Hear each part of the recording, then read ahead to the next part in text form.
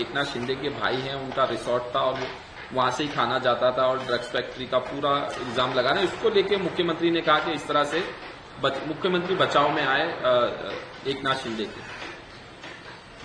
वसूलीबाज वाजे को गोद में बिठाने वाले, और ऐसा वसूलीबाज कोई लादेन नहीं है, ऐसा पक्ष लेने वाले उद्धव ठाकरे, इनको जैसे ही एकनाथ शिंदे जी की तस्वीर दिखती है तो रात भर नींद नहीं आती। कुछ भी बेहुदा बातें। क्या कारण है? जिस प्रकार के आप आरोप उन पर कर रहे हो, क्या पुख्ता दस्तावेज है? यह आरोप केवल और केवल राजनीति से, ओछी राजनीति से प्रेरित है। श्रीमान एकनाथ शिंदे जी ने स्वर्गीय बाला साहब का विचार, हिंदुत्व का विचार, उसे लेकर के आगे बढ़ रहे। ये तो स्वयं औरंगजेब की तरह खुद के पिता के स्वर्गीय बाला साहब ठाकरे जी के विचारों को खंजीर से मारकर ये शरद पवार और कांग्रेस की गोद में बैठे थे। वे एकनाथ शिंदे जी को हरा नहीं सकते, इस भय के कारण उद्धव ठाकरे इस प्रकार की ओछी राजनीति कर रहे हैं। इसके पश्चात भी लोग उन्हें सबक सिखाएंगे।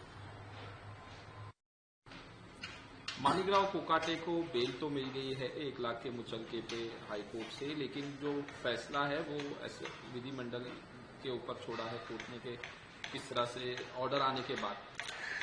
देखिए आदरणीय, ये देवेंद्र फडणवीस जी की सरकार है, ये कोई श्रीमान उद्धव ठाकरे की सरकार नहीं कि मंत्री जेल में जाने के बाद भी उन्होंने मंत्री का न इस्तीफा लिया था, न उसके ऊपर कुछ उन्होंने टिप्पणी करी थी, कोई कार्रवाई नहीं की थी। यह इतिहास के पन्नों पर है। हमारी सरकार ने तो तुरंत इस्तीफा लिया। संविधान के तहत, नियमों के तहत जो भी कार्रवाई हम करेंगे, हम कोई भी नियम नहीं तोड़ेंगे। पर उद्धव ठाकरे या कांग्रेस के नेताओं को हमें सवाल पूछने का वे अधिकार खो चुके हैं, क्योंकि उन्होंने स्वयं, नवाब मलिक का क्या उदाहरण है, अनिल देशमुख जी का क्या उदाहरण है, भूल गए ये लोग। हमारी सरकार नियमों के तहत जो भी उचित कार्रवाई होगी वो कार्रवाई करेगी, नियमों को हम नहीं तोड़ेंगे। सीट शेयरिंग को लेके उद्धव ठाकरे और राज ठाकरे में अभी भी कुछ फैसला नहीं हुआ है, कहीं पे कुछ सीटों को लेके विवाद हो रहा है, क्या? देखिए, उद्धव ठाकरे और श्री राज ठाकरे दोनों साथ आए नहीं आए उनका निजी फैसला है। इसके पहले दोनों एक दूसरे को किस प्रकार से ओछी भाषा का प्रयोग करके एक दूसरे को पीड़ित प्रताड़ित करते थे, आरोप करते थे, ये देश और दुनिया ने देखा है।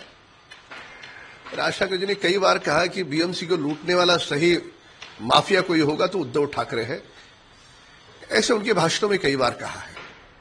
अब बीएमसी को लूटने वाला और उसी के साथ अगर मन से जाती है तो उन्हें शुभकामनाएं हैं, पर उनके साथ आने नहीं आने से महायुति पर फर्क नहीं पड़ता। हमारी सरकार वो भी मजबूती के साथ आएगी। आज मुंबई में रमेश चन्नीथला आ रहे हैं, जो कांग्रेस के प्रभारी हैं। बीएमसी चुनाव को लेकर किस तरह से तैयारी की जाए, क्या? कांग्रेस दल मुंबई के चुनाव को लेकर के चुनाव के पहले ही हताश है, निराश है। पराजय का भय उनके चेहरे पर साफ दिख रहा है। इसके लिए कोई भी नेता दिल्ली से आए या स्वयं राहुल गांधी विदेश में है, विदेश से यहां आए, कुछ फर्क नहीं पड़ना।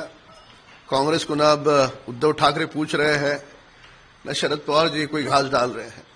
तो कांग्रेस की तो इस प्रकार से बात है, न इधर का रहा न उधर का रहा, बीच में ही लटक गए।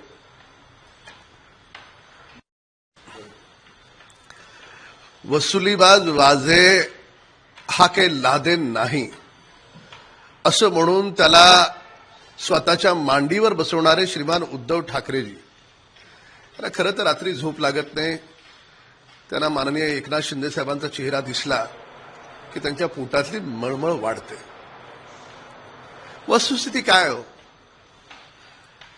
औरंगजेबासारखे उद्धव ठाकरेंनी केलंय। जसं औरंगजेबाने स्वतःच्या वडिलांचा घात केला, तसं स्वर्गीय बाळासाहेब ठाकरेंच्या हिंदुत्वाच्या विचाराला खंजीर खुपसून उद्धव ठाकरे राज्याचे मुख्यमंत्री झाले. काय आरोप करताय तुम्ही? कोणावर करताय? म्हणजे काय तुमच्याकडे पुरावे आहेत? काय संबंध? फक्त माननीय एकनाथ शिंदे साहेबांच्या विरोधात बोलण्यासारखं काहीच नाही. ती व्यक्ती दिवस रात्र काम करते म्हणून असे आरोप करायचे? त्यामुळे घर बसल्या आळशी सम्राटांनी माननीय उपमुख्यमंत्री एकनाथ शिंदे साहेबांवर आरोप करण्यापूर्वी 100 वेळा विचार करावा.